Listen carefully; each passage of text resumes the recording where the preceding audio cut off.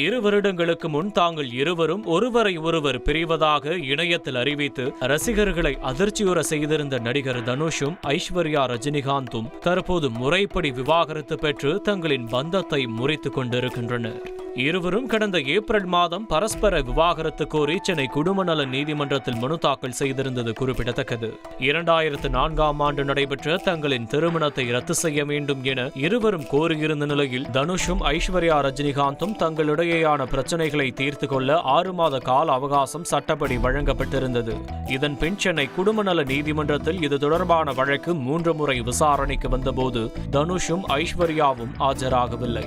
இந்நிலையில் கடந்த நவம்பர் 21ஆம் தேதி விசாரணையின் போது ஆஜரான இருவரையும் நீதிபதி தனித்தனியே பேசி முடிவெடுக்க அறிவுறுத்தியிருந்தார். சிறிது நேர பேச்சுவார்த்தைக்கு பின்னர் வந்த இருவரும் தங்களுக்கிடையேயான தீர்க்க முடியாத பிரச்சனைகளால் மீண்டும் சேர்ந்து வாழ விரும்பவில்லை எனவும் ஒருவரை ஒருவர் பிரிவதில் உறுதியுடன் இருப்பதாகவும் தெரிவித்திருந்தனர்.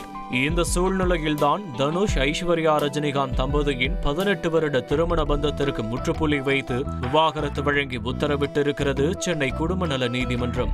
சட்டப்பூர்வமாக விவாகரத்து பெற்று இருவேறு திசையில் தங்களுக்கான பாதையில் பயணிக்க இருக்கும் தனுஷ் ஐஸ்வர்யா ரஜினிகாந்த் ஜோடிக்கு 2 மகன்கள் இருப்பது குறிப்பிடத்தக்கது.